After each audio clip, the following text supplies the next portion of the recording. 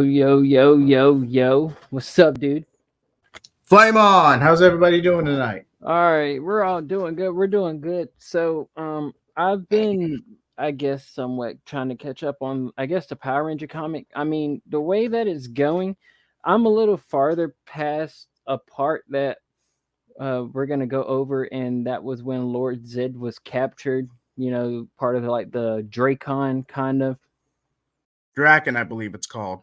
and And technical difficulties, everyone. oh, I tried to turn my cam on, but I accidentally. But anyway, yeah. But we're gonna get into who all these people are. But apparently, Lord Zed built his own morpher, and he's now a ranger, which we will talk about. But it's just like, wow! After like my whole 25 years of knowing Lord Zed, he finally morphs. Like finally got 25 years, dude. You finally got what you wanted. It, you got your butt whooped for 25 years to finally morph. Thank, and now he whoops butt. I didn't think the morphing grid would give someone that much power. Now, again, I'm not really familiar. I kind of fell off the Boom comics, if I'm being completely honest. I kind of fell off after Shattered Grid. I'm like, I get you want to ride up nostalgia, but either go your own direction or don't. They didn't officially go into their own direction until after the Omega Ranger stuff or what happened with JC, Trini, and Zach. But prior to that, which it's good. Don't get me wrong. This is a solid comic series, but this The can get crossovers was I would say well they had some crossovers, dude. I mean, some was fan made that got published. Some of them was Saban's idea, and it was just like, why? You're putting two universes that don't exist. What? Why? And well, we we will, did get that lackluster TMNT crossover in space. yeah, So we will get that. And there was another TME and T crossover that I wanted to go about, which I think you might know. I haven't read it yet, but the comic book cover just says a lot. But we're gonna get into the first comic, and I'm pretty sure you know about this one. oh boy. I Yeah, remember this one. yeah. Let's take them back to the early '90s, my boy. Oh man. No, I ain't gonna lie. Mighty Morphin's Ninja Rangers. I mean, it was it was basically a live action produced by Saban, early '90s to about mid 1996, 97. I would It I fell would off. argue It I fell would off argue after. this was, yeah, it fell off very quickly. I hate to cut you off, bro. But I would this was like late 80s, early 90s, right when they were trying to adapt Tokusatsu. Apologies if I butchered that. No, this As this kind of gave me kind of not yeah, this kind of gave me Voltron or the Beetle Force or whatever. Beetleborgs. It kind of Beetle gave me that kind of vibe. It wouldn't give me that much like Power Ranger vibes. Beetleborgs was out of all the tokusatsu other than Power Rangers to get successfully adapted, Beetleborg next to Power Ranger performed the best, whereas Kamen Rider got a backdoor pilot, but they didn't get their own show or adaptation until years later. And people were not ready to actually see Kamen Rider compared to Power Rangers. People were not ready to that. If y'all thought Super Sentai was dark, Jesus Christ. Dude, you don't know about the early '90s like off-brand Power Ranger. Now this was some dark stuff. VR Troopers. Now VR Troopers was pretty dark too now. And I think Jason David Frank actually did voice work for this one before Yeah, going to he Power did. I Rangers. think he either did JB or Ryan. But because Yeah, the three main the VR troopers was Ryan, Caitlin, and JB. I want to say Ryan, if I remember correctly. Let me know in Oh, the comments, but I want to say Ryan and then you had the Grim Lord was the main villain. Grimlord. And then basically if anybody y'all are want to know exactly what a VR trooper is, basically they were able to transform into these like armored body kind of like machines with like heavy firepower. There's no teens with attitude, but it's a pretty solid premise. Yeah, so if I was to rate VR Troopers, I would probably give it about a 3 out of 10. It was not the best for me, but eh, It just felt samey. Like VR Trooper and Power Rangers kind of debuted around the same time. You But really got to stop clicking the wrong button, bro. For real. look, I'm sorry. I'm trying to do this and got the presentation and all this at the same time. Jesus Christ. My girl's over here listening. I'm pretty sure she don't even know anything about Power Rangers, but she's gonna learn today. Yeah, but yeah, I don't know if it was actually. No, they never got an actual live action episode crossover, but they did get a comics They crossover, had as you said. 2 seasons. VR Troopers went 2 seasons, Yep, but and they after never, that, it fell off. We never heard of VR Troopers after that. got a MMPR crossover within the show. Not even a filler episode. Carmen Mm-mm. Rider got a backdoor pilot in I want to say MMPR season 3, but VR Troopers, no. I guess because the premise was too similar. Now, for anybody in the comics, if you have a copy of VR Troopers, please tag me on Twitter. I would want to see somebody have this hard copy. I will give you respect if you still have a hard copy of this. This actually is worth something if it's in good condition, because I believe this comic came out in 92, 94 to 96. 94 to 96. It went Pretty sure. 2 seasons. I think it was about 9 issues per season or something like that. I think it was Yep. like 9 issues because you got to think they had, yeah, they came out with an issue every month, kind like a basic comic book would, from 94 to 96, but I don't know how many of those issues was a season. But yeah, for 2 years at least it held for 2 years. I don't know how much publicity or popularity this one got, but for 2 years, I mean, trust me, this is probably one of the comics that's at the bottom of Power Rangers right now. I feel you. But now we're going to get into something that you might be interested in. Now, Power Ranger and TMNT, we had multiple crossovers. Now, the one on the left is one that everybody remembers. Now, if you look at the one on the right, this is the one I wanted to talk to you about. Because why does the Power Rangers look like dinosaurs? Okay, in this crossover, they kind of get the Rangers get infected with mutagen, and they pretty much resemble their actual Zords. And then Kevin gets brainwashed by Rita. It's very green. It really does remind you of Green with Evil, since in the Boom comics, they kind of skip Green with Evil. They never do a proper adaptation of Tommy turning evil, turning against the team, and breaking the Sword of Darkness. So they kind of skip over it in the Boom comics. So I guess this was a stand-in for that, or at least the original premise was. And it's a pretty badass story for the most part. It was, and I like how the Teenage Mutant Ninja Turtles kind of got their own. I guess, why did they get the red, blue, and black suit? Like, isn't there already a black, red, and blue Ranger? Yeah, but again, they were previously depowered because they were cut off from the morphing grid sometime in the story. It's just to justify and sell merchandise. And Tommy over there looks like some green reptile. I guess it's supposed to be like a dragon. Yeah. I would rate this crossover a 7 because it really does parallel Green with Evil, just with the TMNT turtles along for the ride. Yeah, I can agree on that.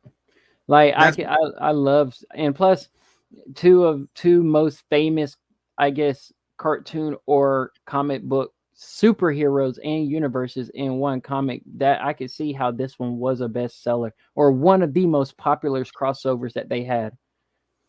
Now, this one does make up for the one within Space back in 1998, where they just Oh my god, borrowed the suits for a week. Yeah. It was not that bad. It was a filler episode and a ratings booster, but the episode itself was not that bad. It was more mediocre than anything. Yeah, it really was. Or kind of like the one we're about to talk about now. You might know a lot of Power Rangers and Justice League. Yeah, we're talking about all 6 issues from January of 2017 to August of 2017. Now, believe it or not, I actually missed this one. When it was coming out, so I had to come back and check it. But this one was not bad. No, I can't see the Power Rangers standing against Super. No, no, it's just not gonna work. It's just not gonna work. I didn't read this comic, but I could just tell. Like, I just know how DC is. They would have just ran over the Power Rangers. Now, from what I remember, there was a bit of a beef, but they learned to work together relatively quickly. Hmm. And wasn't it like 5-on-5 or 4-on-4? Something like that. Something I like know. that. I know all the Rangers wasn't there. But yeah, I thought you would probably know more about this crossover. I didn't even know this was a crossover. Yeah, it's an out of continuity story. It's strictly standalone. I don't even think this one got a sequel. The other crossovers did, but this one didn't. And then the one that I read, you probably will understand this one. No, this one was badass. Oh, this one was my favorite, dude. And we're talking about, Rita goes to a realm where there is no Power Rangers, and she finds an artifact that takes her to the realm. Then she runs into the monsters, or the king of monsters himself, and so she put her own monster in battle to fight Godzilla. Then the Rangers somewhat followed, and then you had the Dinozords versus Godzilla. The very fact that we actually have the Dragon Zord and Godzilla facing off is what redeems the story in so many ways. And then you had the Megazord versus Godzilla. Now I don't. I ain't even gonna spoil it for a lot of y'all, but this is one comic that I would rate a 10 out of 10. I really recommend this crossover. Definitely. I give this a 9 because it's a slow burner, but once it gets going, it's heat. Once it is fire once it gets going. But the first two issues are kind of meh because it's building up to it. And then you're talking about you got a Goldor and all like giant Goldor versus Godzilla. Like when I said like Too Rita much really, filler. Too it much was, filler. it was. And then you got to think, even the Rangers didn't know what to do when Godzilla started looking at, and they're like, oh, we're going straight Megazords already. Hold up now. I feel like this was the same artist who did the Injustice Masters of the Universe crossover based off the Brainiac Superman ending from Injustice 2. I feel like this is the same artist or a very similar style. Yeah, because you look how much detail is in it. I mean, you Like, already when you're drawing Godzilla, you can't disappoint. Go big or go home. oh, right. And then you had the Rangers there on the bottom right corner, just posing like that. Like, oh my God, like prepare to fight. Yeah, you can't get in. You can't beat it. Now, as we talk about now Lord Zed. Now, this is what he looks like when he morphed. I believe this was issue 108 or 109. I want to say issue 108, but I would have to go back. But just the design, I mean, Rita gets a power up working with Dark Spectre, removes herself from Zed, pretty much kicks his ass, and then somehow he's able to steal a morpher, piggyback off it, and just the design is badass. Like, I'm gonna see if I can't find Like, no, that's not armor. That's his actual skeleton. Because again, if you actually read the comic, Zed was skinned alive. he was like, I'm talking about, he was like, looked like Ghost Rider basically. Just without the hellfire. But let's just say the artist did a good job on this one. Nice touch all around. Yeah, so this will explain it. Let me see. I want to get into very, very good detail. Like this, I feel like a lot of people was actually really looking forward to when it came to Power Rangers. Like no one ever thought that it would even be remotely true that Lord Zed would have Recent ever issue of became a Mighty Ranger. Morphin Power Rangers gave us some pretty huge stuff. There was some teenage drama things like who kissed who and he's dating her and so on and so forth. But when the issue really starts ramping up, we get some cool reveals, including Lord Zed becoming a Dark Ranger. And oh boy, is it cool. let's get into it. Please subscribe to the Six Rangers. Highly recommend his channel. So, as I'm sure most of you know, Lord Zed was introduced to Power Ranger fans back in 1994 when he made his appearance in the second series of Mighty Morphin Power Rangers. He had a terrifying and menacing design and voice, and was actually so scary that the network received multiple complaints. Complaints about him being too scary for kids' television. It sounds a bit silly now, but I truly remember him being terrifying.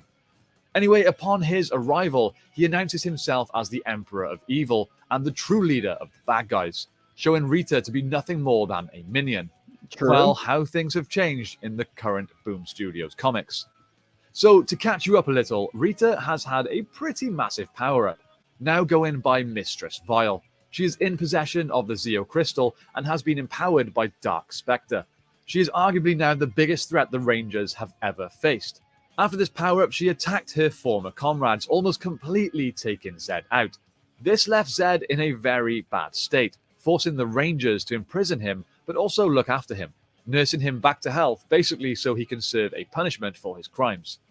After he awakens, he is still kept in some kind of electrically charged protective cell, and early on in the issue, he has a conversation with Grace Sterling. He explains how there is no hope in defeating Mistress Vile. She is just too powerful. So Grace, who will win by any means necessary, as proven in previous stories, suggests that perhaps Zed works with the Rangers to help bring her down. After all, he knows Rita well. He knows her strengths and her weaknesses, and the way she thinks. Zed's response to this is to laugh in her face, stating that he has no interest in teamwork and his only goal is vengeance. She then mocks him by stating that he's pretty confident for a guy that was almost killed just a few days ago. But Zed promises her that he has a plan, and when he has dealt with Rita, he will not forget about Grace. Grace then thanks him for Serpentera, promising to put it to good use. She then leaves him. We then don't get back to Zed until a few pages later, and this is where it gets really, well, for lack of a better term, pretty badass. Zed is talking with a security guard outside of his cell, who warns Zed that if he tries anything through that cell, he will fry himself like an egg. Then he mocks him by asking him if he was awarded the title of Emperor of Evil, or if he just gave it to himself. Zed, of course, does not take this well, like at all. He asks the guard if he really thinks the cell will protect him. The guard responds by reminding Zed that he does not have his magical staff, and also the pain from touching the cell beams would just be too painful. And this is where it gets pretty gangster from the Emperor of Evil. He says, "You think I feel pain? I have been flayed alive, human. I have experienced pain more severe than anything you can comprehend. This is nothing. I lived. I thrived. I wish I could say the same for you." As he says this, he grabs the guard through the electrified beams and chokes him, then walks right through them. He then proceeds to take out an entire group of these guards single-handedly before Grace finds him. She asks him what it is he is holding, and he says it's a present. A gift originally intended as a special surprise for the Rangers, but refashioned now for a different purpose. He then says that he's sure there is a special term used when one of these is activated. Then he reveals his Zed morpher, and we get a full-page image of a morphed Zed, stating it's morphin' time. Now, I have to be honest, I love this. I think on paper, if you had just told me that Boom Studios were giving Zed the ability to morph, I probably would have cringed a little. But the execution was great. It looks fantastic, and it felt very dark. It felt very evil. It just felt very Lord Zed, and I'm super excited for issue 107. The way his armor now looks more like a shield, similar in shape to Lord Draken. The mask, or I guess now the helmet, has become more streamlined and sleek. The white boots and gloves really work, and the blue stripes complement the full look perfectly. I am personally super pleased with the look. But the important question is, what do you guys think? Well, what do you gotta think, dude? Again, this was around the time. This is a badass design because, again, giving Zed Ranger powers, or at least dark variant of Ranger powers, it's a little cringy, believe it or not. But the execution was solid. So I agree with the Sixth Ranger on this one. This was a But very they never even revealed how he even got a morpher. Again, after the last story arc, Zed kind of falls into the background with Rita taking center stage with Miss Vile and setting up this new event they got now. I believe it's called Dark Horizon or whatever. But yeah, Zed kind of falls into the background and slowly reemerges. This is think of like Rick Sanchez from Rick and Morty. He's just pure. He's But just a how was chaotic he? neutral. But don't you gotta be like pure spirit or pure of heart to access the morphing grid? I believe this best explains my response. I assure you, my heart is pure, pure evil to the core. Yeah, the Broly. That was Vegeta, but I get your point. Oh, it sounded more like Broly, but yeah, it can be Vegeta too. But still, though, like I don't understand how he got to the. They have not revealed how Zed tapped the morphing grid. Yes, Rita got the Zeo crystal, so Rita has somewhat connection to the morphing grid, but Zed had nothing. I think Altarians are naturally attuned to it. They just choose not to use it unless absolutely necessary. So At least Zed, it, so at least Zed species can just tap the morphing grid. because Zed and Zordon are the same species. Zed just had a falling out with Zordon and was brutally scarred from it. Oh, so he could have just built a morpho this whole time. He could have if he wanted to, but he's too vain and full of himself to stoop to that level. Now he just said screw it, Pretty much. but that power up though. It was worth it. He had to swallow his pride on this one, but it was worth it. Now, and a lot of people are, asking when like we don't know. Like, look at this dude. It looks so good. As much as I want to see Legend of the White Dragon, this was JDF's swan song. This was the last project he was working on. I kind of don't want to see this one, believe it or not, because it just reminds me of how JDF was going so well. He was finally going to branch out of the Power Rangers franchise after being its golden boy for so long. And make his own Power Ranger. It's just because wasn't this like a mixture of like his two of his like Ranger powers, the Dragon and the White Tiger? I feel like this was going to be separate from Power Ranger, but separate from Power Rangers, it was going to be its own thing. At least from what I remember from story leaks. Because someone said that this was Jason David Frank's last Power Ranger project. Wouldn't be surprised they tried to connect it to Power Rangers. Now that he's gone, I wouldn't be surprised. And they said it was going to release in 2024. Maybe. But, so far we ain't really got anything. But I can't understand this suit, though. Like, it doesn't look Power Ranger. It looks more like, I don't know, spacey, like non-human, alien-like. I feel like the original writers were going for more space fantasy rebellion type thing. But in the end, some Power Rangers actors do come back to actually, work with JDF, help him out. I mean, because you got to think he's a legend in the community. He is. It's just a shame because as much a part of me wants to see this movie, at least from an emotional standpoint. Okay, this was his swan song. Let me pay my respects. But at the same time, I kind of don't want to see this movie. I kind of want it to be treasured and put in the vault somewhere. That way it could actually have the spiritual impact. You get what I mean? Yeah, like you don't want them to put it out and just like put it under his name. Yeah. Because this is more than just a cash grab. This was a new beginning for JDF, and I can't speak on the circumstances that led to his passing. I can't speak on anything that was going on internally. But if this man was so driven to finally leave the franchise after being on and off, and his career peaked with MMPR and the Disney era Power Rangers. He did peak. He peaked. Let's not get it twisted. You ain't gonna lie. This man came back for even, I guess, the new generation of Rangers. He did. He came back for Dino Thunder, which was, if you're going by the Dino theme, technically. And then he came back for what was it? Megaforce. He was probably contracted to. Remember at the end where all the Rangers came? He was a green one. Yeah, he came back for Legendary Battle, even though the season itself And sucked. then what was it? Dino Fury or something like that. I He think came. Ninja. I think Oh, Ninja it Steel. was Ninja Steel, where he came back with the Master Morpher. Yeah, he did come back for Ninja Steel. Now that And Master Morpher, have you heard that they're finally gonna produce the Master Morpher in memory of Jason David Frank because he said he wanted Saban to produce the Master Morpher. He believes every kid should have a Master Morpher, but make it hard to find all his keys or gold coins. definitely now because it's going to hold a lot of values, whether it be in the collector's market or in the toy market, even though it's not as prominent as it used to be compared to when we were growing up. So, I saw in GameStop they had a yellow Trini Mighty Morphin Morpher for $40, and I said I might have to get that.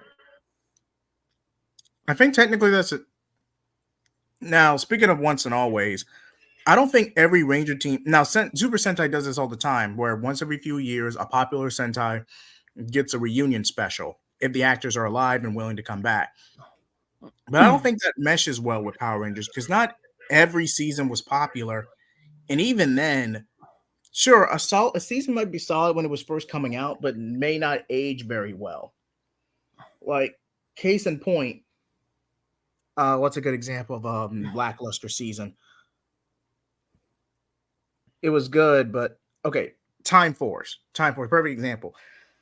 When Time Force came out, it was solid, great story, straight out of Time Ranger. But then you had everything from September onwards, and a lot of stuff got put on hold. If Time Force were to get a reunion special, who am I kidding? That might be one of the best ones. God, this is No, such a hard you see, I thought we're gonna get into I guess the future of it, but now I see them going more towards the SPD route. Only for the simple fact of you got to think SPD was it deserves I feel like it deserves a sequel. I get where you're coming from. I really do. But SPD, and even when Green becomes Bridge, SPD Green gets promoted to Red, it all stemmed from a completed arc.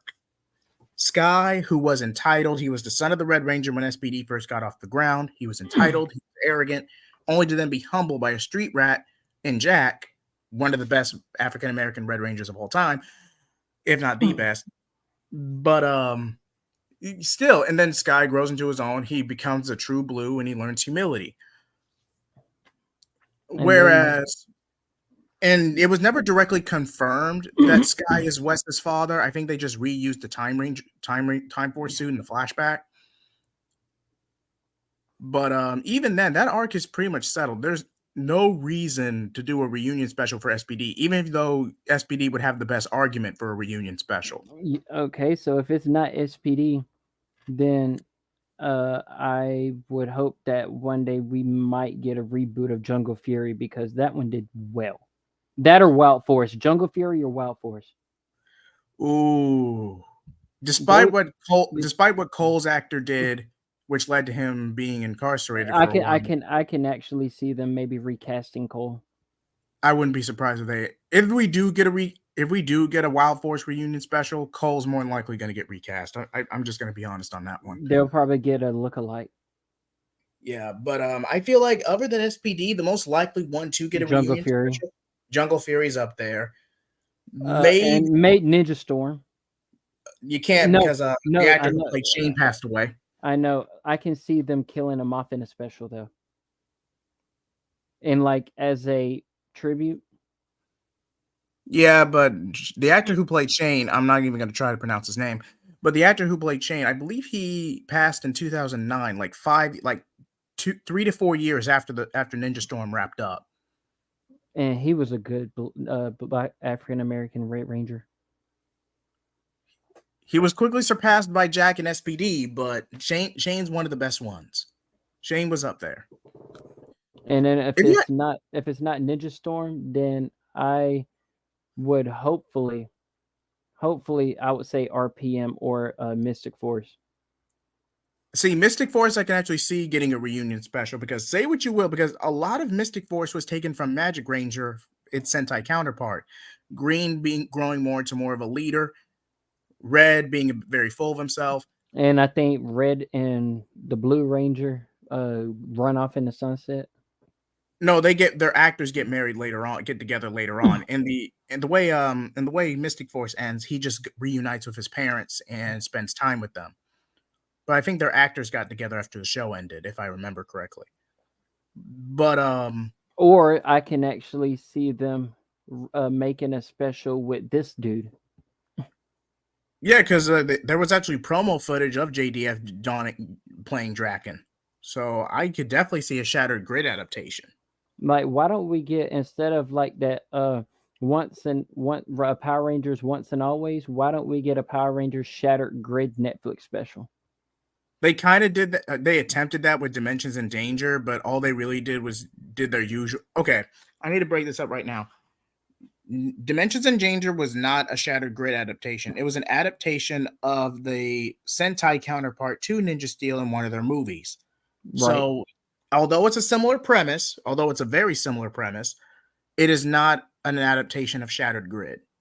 But Now, if we here's the thing: is Dracon a evil version of Tommy? pretty much, it's basically what if Tommy chose to stay evil after Rita's spell was broken. That's pretty much the premise. And so, why does his suit look like that? Like, is he like a mix of all his forms?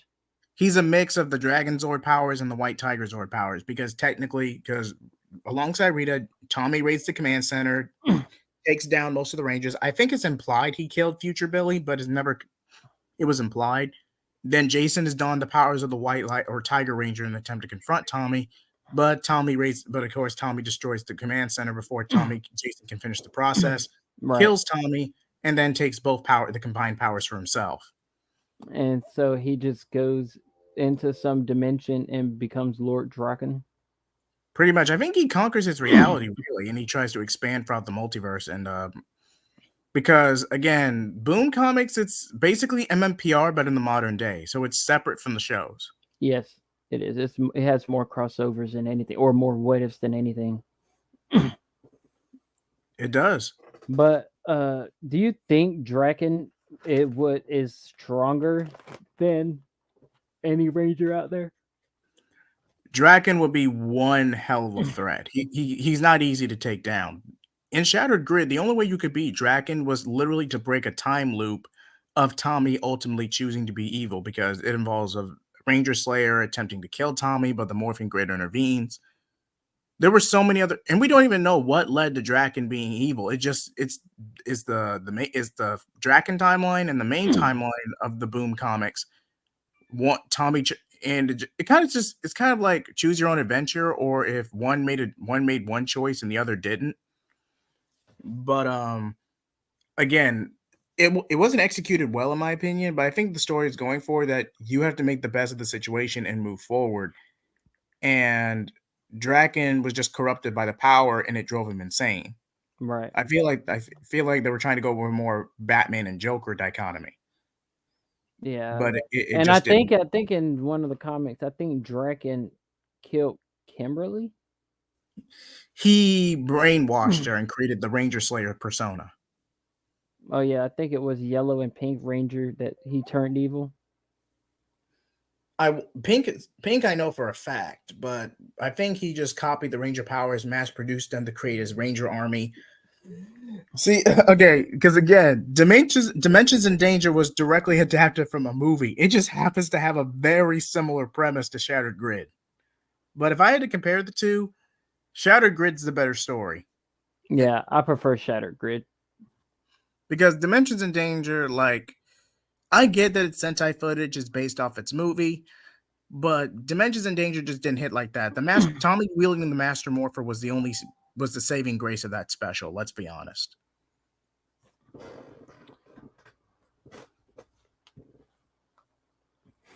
But we're gonna go ahead and talk about the future. Yeah, because we wasted 10 minutes on that tangent. I believe showrunners confirmed after Cosmic Fury they're going to reboot the franchise and take it in a new direction. And if they were to go in that route, more than likely they're just going to adapt the Boom comics and make Boom Studio comics and make an animated series. Now it'd be a lot cheaper than live action. Okay, so I think we have already went over at some time that since Mighty Morphin, it was already released that Power Rangers never got paid to save the planet like they was. Like, what do you mean? Like, in terms of the studio not being Yeah, yeah, unionized, yeah. or Like the studio being selfish, the Rangers didn't get paid to act. That's why a lot of Rangers left. yeah, mostly because they were younger actors, they were getting screwed over because the studio was non-union, and a lot of cast members ended up leaving the franchise over that. Yeah, and Kim, Amy Jo Johnson left over that. Jason Jason Scott Lee left over that. Oh no, Austin St. John, excuse me. Now David Yost left for a different reason, but that one didn't happen until a few years later. they said something about with the whole back and forth between Power Rangers being owned by Disney and Cartoon Network. They were having poor corporate and producer management. It's kind of what happened with Teen Titans 03 to where they're being distributed by multiple networks on top of the toy line to the point to where we're trying to appease different demographics and we might as well just cut our losses rather than deal with the headache. So this was a very similar situation. Because you got to But think, because we had stuff like Ninja Storm and like SPD and all that from like on Disney, and then you had like Jungle Fury, Wild Force, and all of that on Cartoon Network. So you basically got one franchise being tug of war by two different company. It just wasn't going to work. now I believe it was, now correct me if I'm wrong and I might have to research this later, but Saban filed for bankruptcy, hence why he sold out Power Rangers the Disney era sometime during production of Wild Force, but before halfway through production of Wild Force, getting the footage together. Because they were doing too much with Power Rangers. They really were, and the audience wasn't as it used to be. The original audience aged out, which does happen. Now, making more standalone adventures rather than an overarching continuity like the Zordon era did, yeah, that's a temporary fix, but inevitably, your original demographic is going to age out. That's just the reality of the situation. And then you got to think about it when it was owned by Disney and Cartoon Network. Power Rangers and Saban didn't have much creative activity. All they did was base their American shows off of Sentai, Super Sentai, And and so Tokusatsu, I get what you mean. and then now they were having too many reboots. Now, like even though Super Sentai had Wild Force and all that stuff like that, America tried to rewrite it in their own story, but it didn't hit like Super Sentai did. Because believe it or not, Super Sentai is surprisingly dark, and you have to deal with network guidelines, censorship. There were just things that Power Rangers couldn't openly do, except a handful of exceptions, and that was Lost Galaxy. Lost Galaxy was allowed to be more adult because it was originally greenlit that it was going to be the last season. It was a bookender, so they were able to get away with a little bit more. And then I heard after Cosmic Fury, or I think with Cosmic Fury and the future of Power Rangers, they're going to have more creative activity. Because I think Power Rangers is branching off on its own thing. It's not going to be owned by Disney or Cartoon Network. So I really think they should take this opportunity to bring out something new that would attract the young and the old watchers.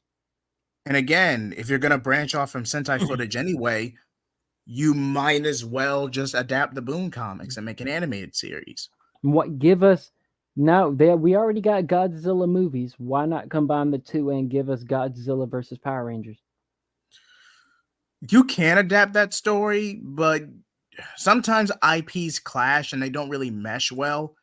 The reason but they could make this movie based off the comics. I'm pretty sure it'll get a lot of attention. Oh, it would get a lot of attention. It's just that you already have the MonsterVerse movies. Where does everything blend? If it's just a standalone film, it could work. If you're building on top of continuity, it's gonna implode. What about they? So you're saying they can't even do nothing like a Power Rangers and Justice League crossover movie? Too much licensing to worry about. Godzilla is more retro, so the licensing fees wouldn't be as bad. But if you're talking about Superman, I can probably see them making a better maybe TMNT crossover. Definitely a better TMNT crossover because the licensing isn't as bad as compared. Like give us the actual. I'm talking about the one where it says like TMNT, and then you had Out of the Shadows or something like that, whatever it was called, where they fought Shredder on top of the building. Yeah, give us I remember that. the real looking turtle. Give us them in the Power Rangers. That would be interesting. Like, don't get it twisted. I feel you, but they're really gambling a lot right now. But hope Cosmic Fury is only going to be like 10 episodes, I believe. But since we're already at 40, we're gonna go ahead and go into what's new, and nothing really new on my channel except just a whole bunch of Apex stuff. Now we are gonna get together about Dynamic Trio. We're gonna do that on your channel, and we're gonna cross stream it on mine. Yep, because it's going to be on my channel. I've already subscribed and to StreamYard, and it will be co-streamed on Kid Takeoff. So if you Kid Takeoff fans out there, you'll get a chance to see it. And this is just one of my recent. It's quick. I got like a good amount of it was like 3 bullets and a grenade. That's all I needed. Is your champion. 2 grenades, I think. If not even light can escape the event horizon, how do you think you'll escape me? 걱정 마. I'll find you.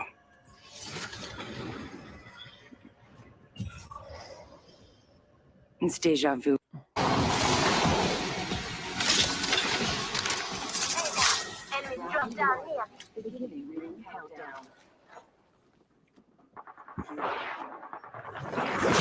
Pierce their hearts and their feet. Arc star out. The ring's close. The enemy's on me.